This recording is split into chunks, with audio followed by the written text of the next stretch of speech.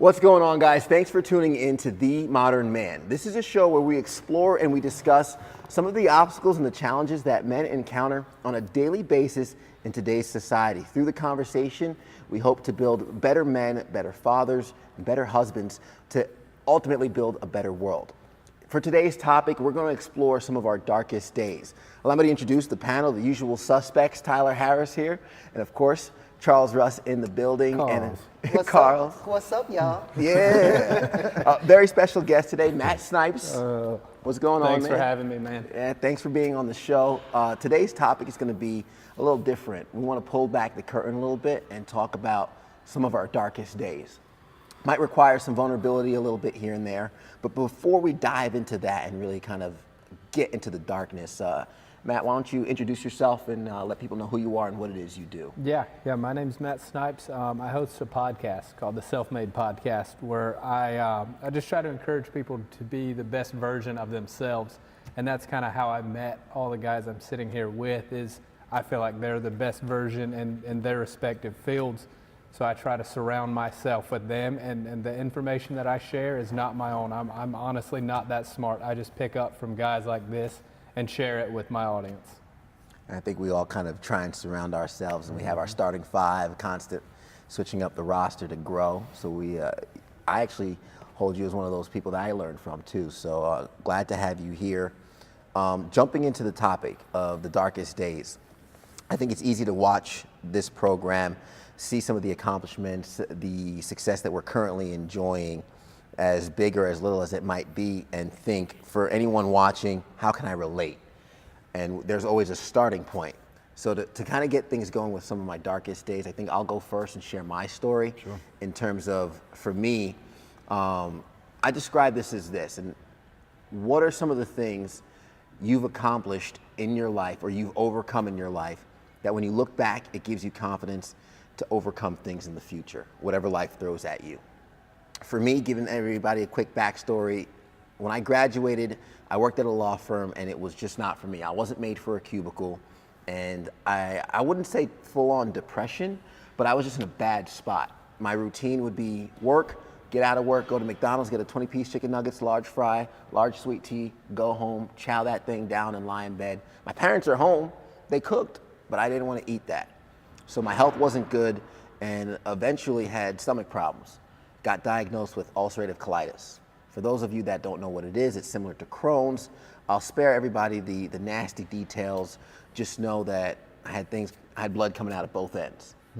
That was the result of my large intestine no longer absorbing nutrients, ended up putting me in the hospital. I'm in the hospital for 2 weeks. I lost 30 pounds in 1 month. Wow. Surgeon comes in, wants to give me a CAT scan. He says, I'm on morphine, I'm on prednisone, which is a steroid to try and fight the inflammation in my large intestine.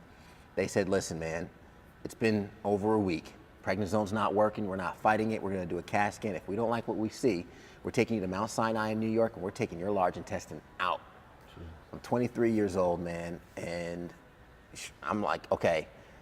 At the time, looking back, the pain was so bad. I literally looked at my mom, I looked at my dad, who's crying for the second time I've ever seen in my life, and I said, take that bad boy out. Mm-hmm. My large intestine hurt me that much, I wanted it out.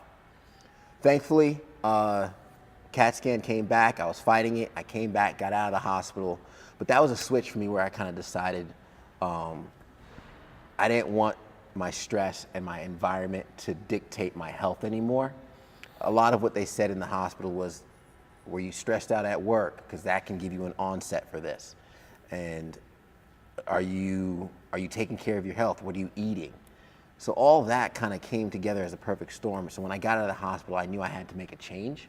And my change was kind of really cutting out the BS. Stopped accepting things that I wasn't really happy about. And what I ended up doing was kind of ended a relationship that wasn't good for me, moved out of my parents' house, started applying and really kind of taking responsibility for myself. And almost a year to the day after I got out of the hospital, I was accepting what would be a dream job in Saginaw, Michigan as a meteorologist, which continued to put me on the trajectory of where we are now. So I share that story just because every day I wake up, I take 4 blue pills for my stomach, it's an everyday thing. I got to fill the prescription, and I'm going to have it for the rest of my life. And if my stomach acts up a little bit, that's always a little bit of a scary thing. But I don't let that dictate my day-to-day because my positivity kind of just keeps me pushing forward. So that's my story, guys. Man. So go back to, there's two separate things there. You had the working in the cubicle, just not happy where you were in life, and you had the medical issue. And the medical issue happened during that same time, or kind of right after you realized that you were in that bad place. So it's like two completely separate issues that all came to a head at one time, which is interesting. And so what was it that ultimately, was it, if the medical issue had never happened, do you think you would have had the transition in your professional life as well? I've never been asked that before, and honestly, when I think about it, I don't think so. If it wasn't for the medical issue, I don't think I would have gotten to that breaking point. That moment. Because it was a position where I blamed everything else around me. I'll be honest with you guys. I blamed me not getting a job on me being black. I'm like, oh, I can't get a job, and I'm applying left and right, and I can't get experience, and how can I get a job and get experience if I don't have experience? How can I get experience if they don't give me a job? And I really kind of was lashing out on everything, and kind of just being in that hospital bed with all this stuff happening to me. And literally the doctor's like, are you stressed? What are you eating? There was nobody I could blame for eating 20 piece chicken nuggets every day other than myself. That was like the mirror I needed, where it's like, well, man, you haven't really been taking care of your stomach. Sorry, doc. So. There's a lot. You said a lot there. I mean, there's some good points. Even a health scare. One thing, like now you have, and one thing I'm big on is habits and reminders. So even if it was a placebo, those 4 blue pills every morning, you literally have a reminder every day. Hey Ted, keep your together. Yeah. Let's go. You know, it's like, it's a reminder, and we don't need to always forget things that happened that were bad. Yeah. We shouldn't forget them. They should be lessons learned. We shouldn't, wallow in pity. Of course, no, I don't think any of us is like that, but you don't forget. You know, I know a lot of people that they get into that mindset, I'm just gonna forget that ever happened. No, you're not really supposed to forget, buddy. It's supposed to be a lesson. It's supposed to be a guide. It's supposed to be a reminder. And those 4 blue, it's crazy, 4 blue pills, you know, it's like the Matrix. You got this Ted's little Matrix. And then too, one thing too is, I think a lot of people have gotten into this comfort mindset. You don't know something's wrong until it actually hurts. You know, I think we all have a story of we thought everything's perfect. Maddie, I know you did a lot. You do a lot of health stuff on your podcast. Chiro is a big one for me because it's like because I've had an experience with chiropractic stuff, and I didn't know anything was wrong. I thought it was perfect until I found out it wasn't. You know, so and that drives change. That level of comfort, getting into a discomfort zone because you figure out that it's not right, drove a change for you. Yeah. You know, if that never would have happened, what would you be doing right now?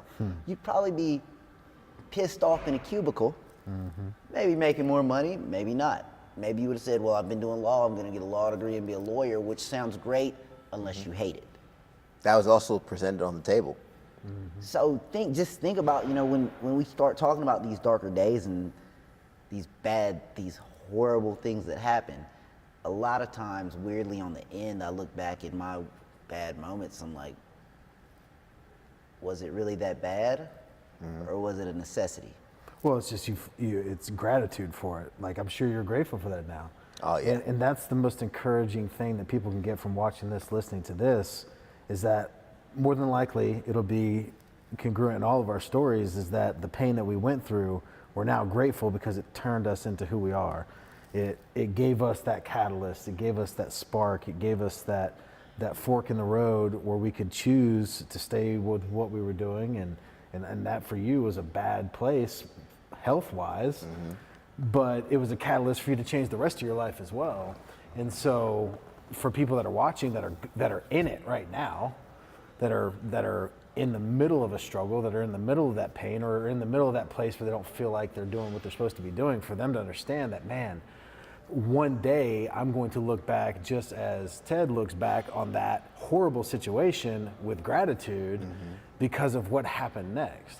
I would find an insane amount of encouragement in that, to know that if I can just push through this, chances are there's a blessing on the other side that I'm about to receive, and I'm going to be able to be just like these guys, talking about it one day and talking about it in a positive light. As crazy as it is, and I think the switch was literally on the hospital bed. And when you're in the hospital, they come in every morning, they prick you to take blood. Every night they prick you to take blood. And I ran out of veins, now they're taking it out of my hand. And I remember sitting there in pain and thinking to myself, and I got the IV, and this is right around December, so I'm the only dude with ornaments hanging from my IV because I wanted a Christmas tree. But I'm thinking to myself, if I overcome this, I'll be great. I'll be okay. Yeah. And those four blue pills every single day when I take them, it's not a woe is me, it's not this, the other thing, it's like, let's go, baby. I went from having to take one at a time to I pop all four, take a little water, drink, and just keep it moving, because this is the hustle. This is the day. It don't stop me, it's part of me, and I'm proud of it. Yeah, no matter how dark something you're going through could be, there will come a time where it will change from why is this happening to me to why did this happen for me. You know, and I think that's the reason we're all sitting here now is, you know, that mindset, that click happened, that this happened for us, not to us. We're not a victim. You know, this was to show us something bigger, you know, and something to learn from, be appreciative, you know, and that's, so I'll go ahead and share my story. I made a big list of things. What do I want to share? And some of them were more impactful, but then I thought about the guys that I'm going to be sitting here with. And what do we have in common? And that's that we're all really big into physical things. You know, we all work out. We all take a lot of pride in our physique. I mean, there's nothing wrong with saying that. You know, we like to look good. And I feel like we're all on a pretty elite level, you know what I mean, in our respective fields. So recently, I got hurt in the gym. So, as you mentioned, the chiropractor, I thought that I had just done something wrong doing a deadlift. Come to find out, it was our buddy, Jake Tubbs, that kicked me in my head when we were doing some MMA training, that our chiropractor... Note to everyone, don't spar with Jake. If you haven't seen the video, it's a pretty legit, full-on heavyweight leg kick to the dome. Yep, exactly. So, having gone to the chiropractor, I found out that that's what set things off, and it was just a ticking time bomb, and what I was doing at that time didn't matter. It was just going to happen. But that put me down for the count to the point where I can't put my shoes on by myself. I couldn't walk out to the car. I couldn't drive the car. I could barely get out of bed.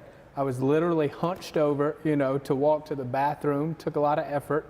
And that set me back a lot, because a lot of my identity is what I'm able to do physically. You know, not only is that my main source of income, you know, is physical labor, but, you know, going to the gym, that puts me in the headspace to be able to do my podcast. And that's my biggest passion. So without being able to get that physical, you know, exertion, my mind was just going to dark places. You know, I'd kind of just, it had been 2 or 3 weeks and I'd just given up. I'm like, well, you know, I'm not really interested in the gym, even if I do get better. Don't care. Didn't want to record a podcast because I wasn't in a good space mentally. I was like, I don't want to project this onto my listeners. Nothing good will come out of that. So it really, really made me appreciate what I had before that, because before it was just natural. You know, it was just, this is what I do, you know, and I'm around people that do the same thing. So it really made me appreciate people that can't do what I'm able to do now. Unfortunately, I'm on the way up, I'm on the mend, that some people aren't. So it really made me grateful that I'm able to do the things I'm able to do with my body. What helped you to start digging out of that hole? I think it was just knowing that what's wrong with me is going to heal itself. You know, I went to the doctor and got checked out and stuff, and they said, just give it a little time, you know. So just knowing that it was going to get better, you know, that was a big thing. But it's also made me change my focus on, you know, everything I do. You know, I'm now grateful to go outside and throw the ball with the dog, just because I'm like, what if I couldn't do this? You know, because I couldn't when I was hurt. You know, I couldn't throw a ball. I couldn't lift my arm up over, all because of a back injury. Yeah. sounds like that gratitude, you know, with a situation that anybody's going through, your gratitude for what you can do is what can kind of push you forward, because, you know, we've all heard the quote, you know, I was mad because I didn't have no shoes, and then I met a man that didn't have any feet. It's easy to kind of think, woe is me, why am I going through this? But the reality of it is, regardless of what you're going through, as bad as it is, you know, it can get better. As long as there's still life in you, it can get better, and you have the opportunity to make it better. And also being thankful for where you are compared to where you can be is always a good motivator in terms of pushing forward and kind of taking the grasp of your current situation, making it your own and making it better, not waiting for it to become better. You may say no, and this will ruin my hypothesis, but sometimes I've found that you have to get sat down for a minute. Like you got sat down for a minute. Oh yeah.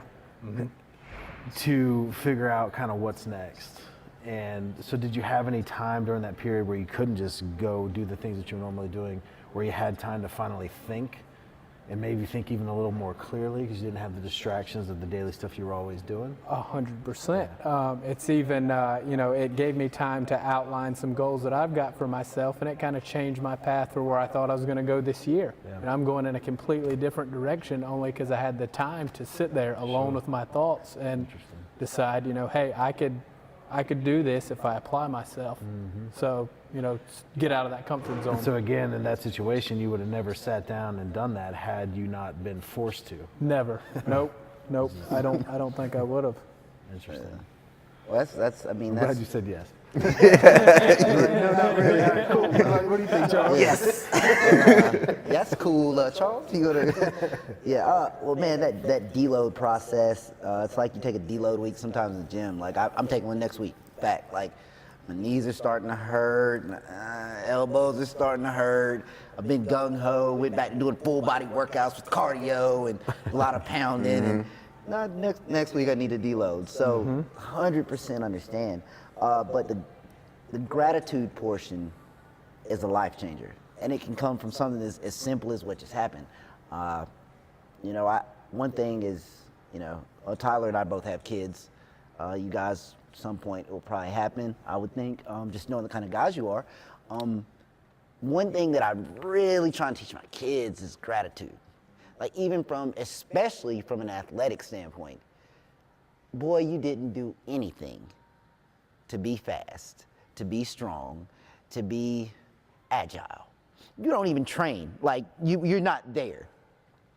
So why should you be conceited or over chest out pound? No, you should always be confident. I'm not talking about confidence, but it's that this was a free gift.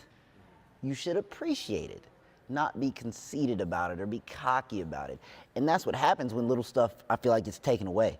Like when, you know, the first time I got hurt wrestling in college, I literally was lateral raising a 5-pound dumbbell, and I was like, oh, and it wouldn't go up, and I was like, wait, time out, what's going on?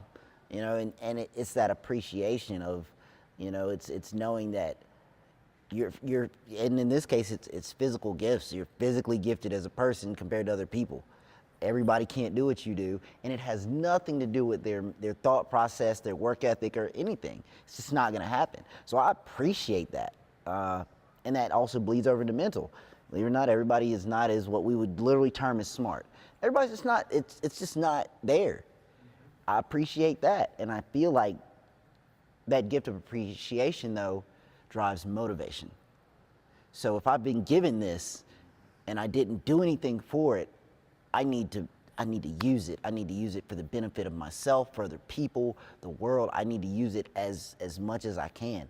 And I feel like that path of gratuity, which you even do with your podcast, you know, it's that sharing. It's like, I'm gonna go get you some answers. Because there's somebody, you're listening, I'm gonna go get you some answers. Because I love that you bring to the table answers.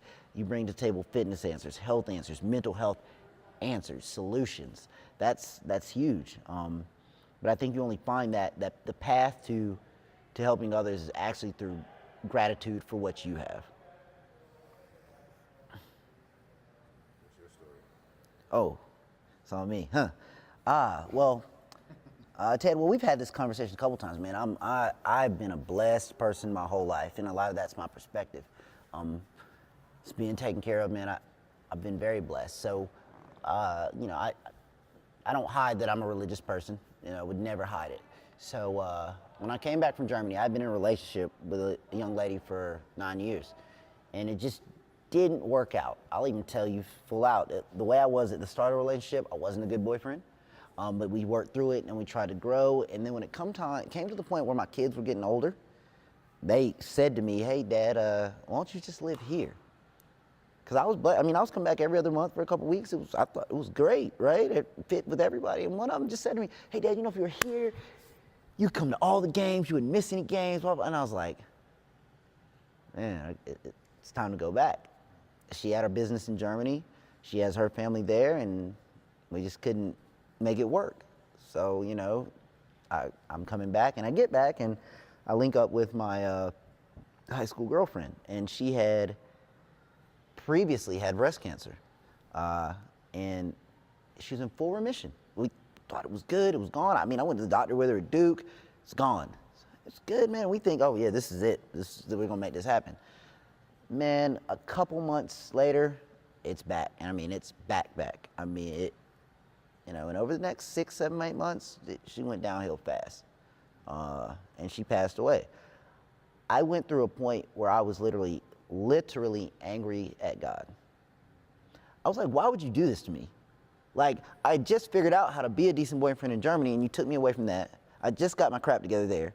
You take me that, and you put me in this relationship, and then you do this to me? Like, why?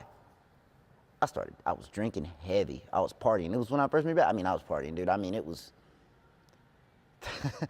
probably, I would say, Wednesday through middle of the day Monday. The following week is when I would get my crap all the way back together. You know, I was on it. And I woke up one morning and I said, dude, what the hell is wrong with you? Just get it together. And it wasn't, I wish I had some fleeting moment, but I wasn't doing well at work. You know, my fitness, I wasn't in as good a shape as I normally am. I was missing appointments, just wasn't there. But one thing that occurred to me, you know, because I was missing Sundays, I wouldn't go to church. I was missing Sundays at church. One thing that occurred to me, started going back to church, more consistent, was that nobody did anything to me. Nothing happened to me. The situation was that I was there. You have to be a vessel. We all hear that. If you go to church, you've heard it, you gotta be a vessel. You gotta be willing to be used as a tool to help other people. So there's situations that, when I think back, it's like, okay, well, if I wouldn't have been there, she couldn't have had her kids. Or when we had to move, me and my brother and her parents loaded all of her stuff and moved it.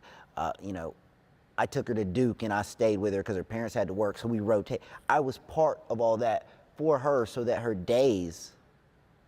last days could be as good as possible. It wasn't for me. It had nothing to do with anything being done to me. And it was literally a snap thought that was like, dude, it wasn't to you. And I got lucky. If you've never been to the Cancer Survivors Park, that story is in there because they wanted people who have had experience with cancer, different experiences, and they wanted my experience. So it's on one of the boards in the Cancer Survivors Park. And I learned from that point on, which literally feeds into what we've been talking about. A lot of things we talk about in Modern Man is doing stuff for others. I literally got mad at God because he had me do something for someone else. It had nothing to do with me. It wasn't for me, and it was for me to learn a lesson as well. So not only was I privileged to help someone else who's a great person, I got to learn a lesson. A huge lesson. And I had, you know, I didn't really, you know, I'm not a big emotional person. It's not my thing. One day I'm in the car, I'm riding home, and I had a little breakdown. I'm just crying. Literally for no reason. And I realized, like, dude, you learned. Now it's time for you to take what you've learned and share it. I think in a conversation you and I had, you had talked about talking to her mom and getting a really understanding of how much it meant for you to be there Yeah, during that time. yeah. First time we So- sat down and had lunch. So how long, how much time passed from her passing to you realizing how much of an impact it had to where you had that realization of like, oh, now I get it. I wasn't going through that for me. It was going through that for her. Somewhere between a year and a half, just being honest. Like when it really clicked in. It was a few months after Was that the we first met. time you feel like in your life that you, even though weren't necessarily realizing it at the time, but you were like truly like selfless in that period of time? 100%. Yeah. To be selfless. Yeah. 100%. Like it was not doing. It had nothing to do with me. Like that's the thing. At the end of the day, it had nothing to do with me. If she needed me to sit there because she wanted to have her kids, she wasn't feeling well, you sit there. You know, if she needed me to go get something, I go get it. And you know, and I've been blessed since then. I have a great relationship now. Great relationship now, you know, but it all led to that. You know, me having a good relationship is part of something that I learned here. Me being able to do the things with people, finding my passion for doing something for other people came from that. Yeah. And I see it now. You know, now when you look back, it's like as you get older and you learn, look back. Look at experiences because you'll see them through a different lens, and you'll understand why things happen. Because I do feel like there are reasons. You don't change if everything's perfect. You just keep doing what you're doing. Yeah. So sometimes you need some pressure. You need a little pain. You need a little pain to bend that pipe. And see, that's a story I didn't know about you, but since I've known you, you know, every time I'm around you, you're always helping someone else, figuring out a way to help someone else. You know, you're always doing for others. Is that the event that kind of set that wheel in motion for you, or? Yep. 100%. Like, so it's funny that it's the darkest days, but that's one of my like brightest, to use the word beacons. That's like one of my little beacons. It's like, don't ever forget, like, you're supposed to do for others, especially when given that opportunity. You know, no, I don't run around trying to interject into everyone's business. But when you see that someone needs you and you can help them and you can push them through, or you can get them over the hump, or just help them maintain when they can't do it themselves, it's like one of the most, it's internally gratifying, very. If you think about even taking it to another level of perspective on her, like imagine her last days that she was able to give you that. Yeah, she let me spend And all the time people that you've helped since was as a direct result of her being willing to allow you to help. Because not, a lot of people get in those situations, they're like, I don't want anybody's help. Yep. I want to go through Get away. this by myself. Like, I don't want anybody around. But her willingness to let you be a part of that, which at the time was incredibly difficult, but now it's because of something that she did that enabled you to have that selfless moment for the first time, which enabled you to have all the power now to help all these other people and the willingness to help all these other people. It's unbelievable. It's incredible. Yeah, it's a new perspective. That literally just another moment. Like, she let me be a part of that. Tyler, what about you? Yeah, so growing up, I had a great, like kind of like you said, I was blessed. I had a great family, great upbringing. Went to school, graduated, became a financial advisor, and man, I thought I was the king of the world. I was making good money right out of school. We made it. Yeah, like I was just, but you know, it's funny, I was telling somebody just the other day that I can remember some conversations that I'd had with my dad about like, bad things happen. And I kind of had started having this like fear of like, it can't be good forever. Like, what's it gonna be? Like, when's the shoe gonna drop? It's funny, I just had some realizations of those conversations here recently, but it did drop, and it dropped in a bad way. Life happened, crazy situation, took my business away from me that was, you know, completely out of my control. a couple weeks or a couple months after that, found out that my wife, who we had been dating all through college, and I got married right after school, had been having an affair for a long time, and went through that process of me trying to make it work, and going through counseling, and her still being with him, and finally, ultimately culminating in us getting a divorce, which was very, very difficult. We had separated. My family didn't live here in town, so when we separated, she went and lived with her family in town and had this support system, and I was alone by myself in my house, and even went through a period of time where I didn't tell my parents about it, that the affair and that I was going through all this, because I didn't want them to worry. You know, I didn't want them to. My mom worries anyways, and so I didn't want it to be one more thing, since they weren't here, that they would be worrying about me. And so went through a lot of stuff alone for the first time, and started drinking a lot, you know, just like kind of with your story. I was drinking all the time, just trying to numb the pain, really. I mean, just having not had gone through a lot of pain before in my life, I didn't really know how to handle it, quite frankly. So drinking a lot, which just led to further problems. I found my now wife. We met each other, and you know, something I hadn't talked about a whole lot is I was still lost. Like, we found each other, and you know, we were dating, and things were getting pretty serious. But like, I still had no idea what I was going to do professionally. Was still drinking too much. I ended up going to Ohio to help a friend launch a business up there. I was up there for about 6 or 7 months, and really just like hit the peak of my drinking and just being an idiot, like just partying all the time. But it's funny, when I was in Ohio, I was renting out this room inside a basement. It was like in an interior room inside of a basement. So it was like like no windows. And it was like the first time I'd ever found myself like truly, truly alone.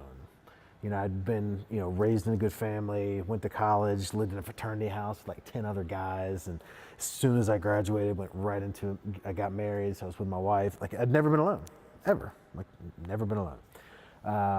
And there were some moments in that basement where I felt like God had purposely put me there and said, hey, I needed some stuff to happen in your life so I could finally get you alone, so you could finally cut out the noise and finally hear me. Like, you could finally get to a place where we could actually talk and get to know each other. And there were some of the most transformative nights of my life in that basement of that guy's house that I was living with.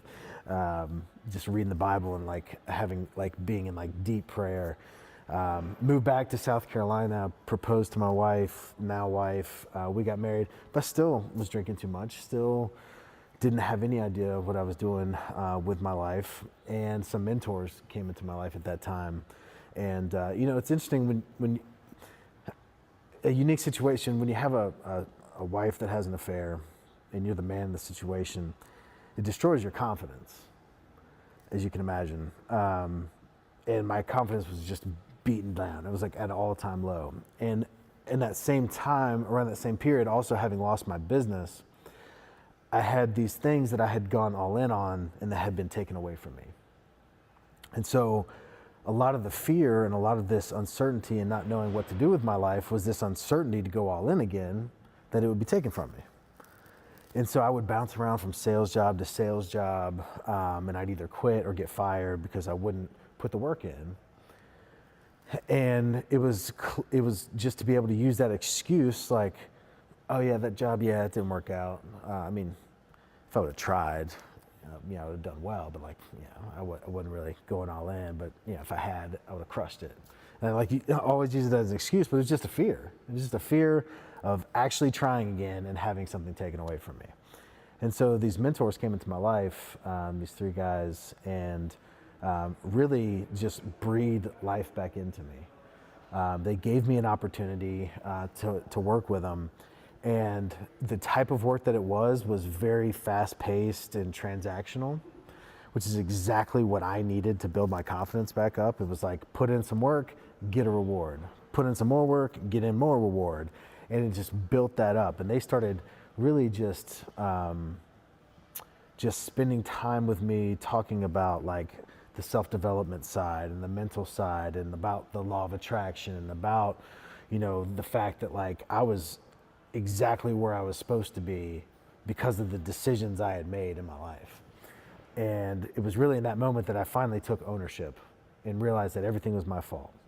And it's usually a interesting conversation amongst men when I talk about like, oh, man, her having an affair, that wasn't your fault. I'm like, well, if I had been the absolute best husband, created the best environment in our home, would that affair have happened? Possibly, but I'm thinking probably not. And so I wasn't a terrible husband, but I wasn't the best. And so I had to take ownership of that and finally understand that like that was my fault. And with the business, like, was that my fault? At the time, I was placing the blame on everybody else. And realizing that the longer you point at everybody else, you give them the keys to your handcuffs. And that until you point your finger back at yourself and take blame for it is the only moment where you can actually do something about it. And so it went from this blame game, oh, my wife did this, oh, my employer, this happened, and oh yeah, this guy fired me, and this opportunity didn't work out. And then finally just took responsibility for myself.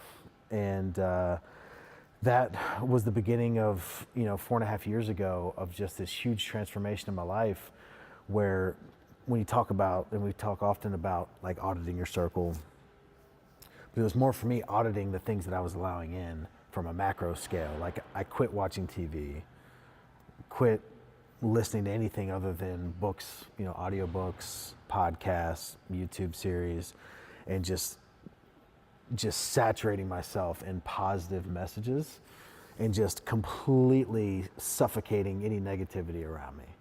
All the people I used to hang out with, don't hang out with anymore. All the things I used to, like, I just completely changed as a person. And over that process, changed externally as well. But it started internally for me. Like I had to change myself. I had to become a different person in order to kind of take it to the next level. And it happened fast. Like I think that's the biggest encouragement that I would like to give someone is that like, that was 4.5 years ago. I love that it was 4.5 years ago because I can feel it. Like in this moment, I can feel what it felt like. And it was horrible, terrible, a lot of pain, a lot of struggle. But that now I'm grateful and know that it happened for me, like Matt said, not to me. And that, the affair, I'm so grateful that affair happened because I'm the husband that I am today because of it. I'm the father that I am today because of it. And I know I wouldn't be half the father and half the husband had I not gone through that and realized in the areas that I needed to step it up in my life. The business failure, I'm the business person I am today because of that happening. And so I'm extremely grateful for having gone through that pain. And so for the people watching this, the people that are listening, to know that we talk about patience, we talk about all these things, but like it can happen quickly. Like when you make that decision to change and you make that decision and take ownership of your life, like it can happen quickly. It may not be overnight, but in a matter of a few months and in a matter of a few years, your life can be radically different. And so to me, that's the biggest encouragement to someone that's listening to this that may be in that struggle or maybe in that feeling of like hopelessness of like, I just don't know what I'm supposed to be doing, to know that they could look up a year from now and be in a radically different place. And for my life now, I want people to understand that. I want people to know that. And I want people to look at guys like us and say like, yeah, they're doing some cool stuff, but man, they're just like me. Like we have the ability to have messed up, failed, struggled in the exact same way, if not way worse than anybody watching this or listening to this. And we may in the future, quite frankly. But that as long as you take ownership of everything, then you can get yourself out of it because you're the one that got yourself into it. It's like a quote I heard, Bedros Keuilian, he said, 2 or 3 decisions away from being broke, but I'll never be poor because of everything he's put into his mind, everything he's put into his life. And kind of the purpose of this episode, to your point, is pulling back that curtain and letting anybody listening, watching know we are human and we've had those dark days before. And I just listening to all your stories, you look back and you're thankful for that. Another quote I heard was like, you will be shocked at how grateful you are that this is happening to you, regardless of what it is you're going through. With that being said, do you guys think your darkest days are behind you? And coupled with, how are you preventing those dark days from coming back? Or how are you preparing yourself to get through the dark days? Because as you mentioned, Tyler, life happens. And as long as we're living, things can get better. But we are just a few bad decisions away from messing one or two things up. It's not even just bad decisions. You can make every right decision and bad things can happen. That's just life. But I think you can get to a place where you build the strength in your mind to where when the bad things do happen, that they don't knock you down as long. Like, that's my focus. Like, I know I'll get knocked down again. Like, I know it, because I'm trying to do some incredibly great things. And no one gets to the extraordinary levels without getting knocked down multiple times. But it's building yourself and through discipline of the daily things that you're doing to build that mental fortitude that when you get knocked down, maybe this next time it won't take me a year and a half. Maybe this next time it'll only take me 6 months. Then I'll keep growing, and then the next time I get knocked out, maybe it'll only knock me down for 3 months. But I think to think that you're going to get to a place where, you know, I'm so strong that I can't get knocked down again, that's when you really get knocked down. Right. Yeah. The important thing to remember too is, you know, it's easy for anyone to go look at someone on social media. It's a highlight reel. Yeah. You have to remember that. I mean, even with us, you know, there's a lot of cool stuff. We're very fortunate guys, but we've all dealt with some stuff. Oh, yeah.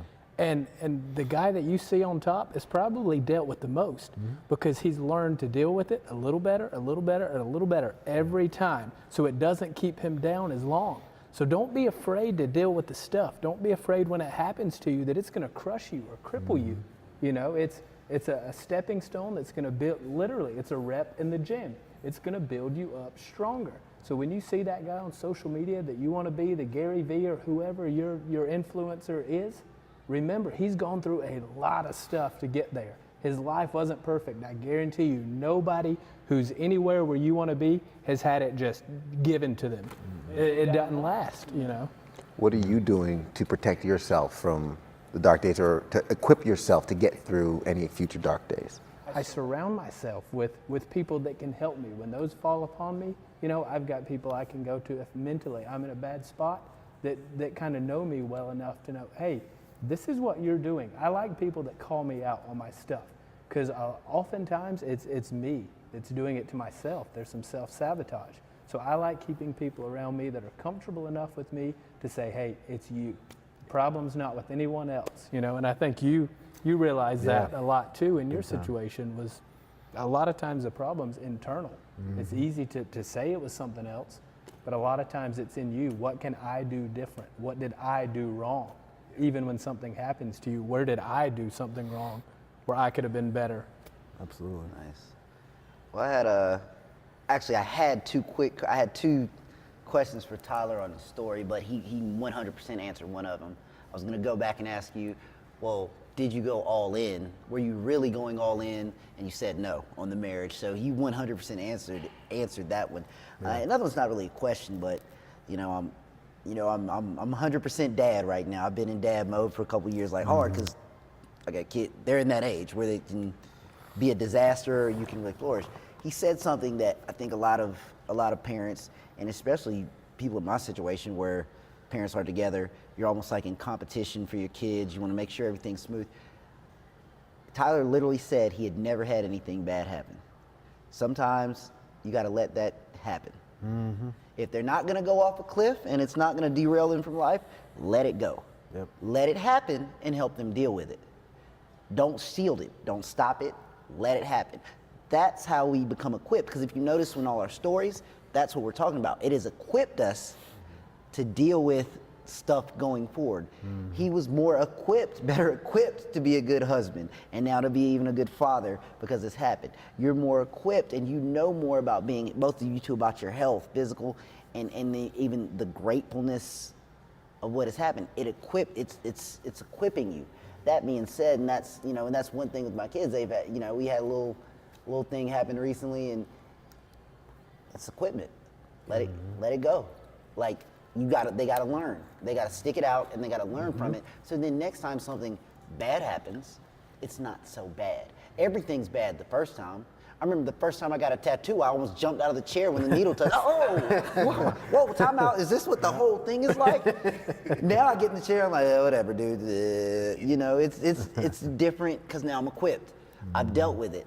That being said, that's my answer to the question. My darkest days will always be behind me because of my perception, my thoughts about life, the way my brain works now. I know I've got some rough patches coming. I can sit here and tell you 5 that I know are gonna happen at some point, and I'm gonna have to deal with it. But it's not gonna be my darkest days because of this. My perception on life has been permanently changed. My thoughts about life are permanently changed. Because if you really get down to it, what makes something horrible? The way you see it. The way you deal with it, the way you perceive it, and the way you deal with it. I am mentally equipped to deal with it. Now, am I gonna be sad at moments? Am I gonna cry about some stuff? Yep. But it's never again will I let that happen to myself. Because I understand that there's a plan, there's an order, there's something going on, there's a lesson, there's a positive every time something like that happens, which we've all sit here and just confirmed. So once my perspective is changed, once you fix the top, everything else will fall into place. Yeah, well, and to expand on that, everyone's so afraid of the struggle. The struggle is what breeds the greatness. When I lived in Las Vegas, I would try to get to the office early sometimes so I could work. And 2 or 3 times, I passed at about 4:30 in the morning, Floyd Mayweather jogging with a team of cars beside him and all this stuff. And I'm thinking, this guy's got millions. He's got a perfect record. He's out here at 4:30 in the morning. No other guy's doing that. This man's not afraid of the struggle, and that's why he's great. And that made me remember, I need to let myself struggle, Put yourself in uncomfortable situations. Embrace those dark days and be the light. Yeah, Matt, absolutely. thank you so much. Yeah. This wasn't an episode to get your mood down. This was an episode to pull back the curtain and let you know that we're human too. We've had our dark days. We're just like you. If you're going through a struggle, be your own light. And the one thing I noticed that's similar to all of our stories, being alone and having those thoughts with yourself and the responsibility, taking it upon yourself to get yourself out of your current situation. Be grateful. Being grateful is also a catalyst that a lot of these guys share. So when you're grateful, you absorb your aloneness and you take responsibility. You can then drive yourself out of your dark days and then go to the light that you deserve. Be a modern man, guys.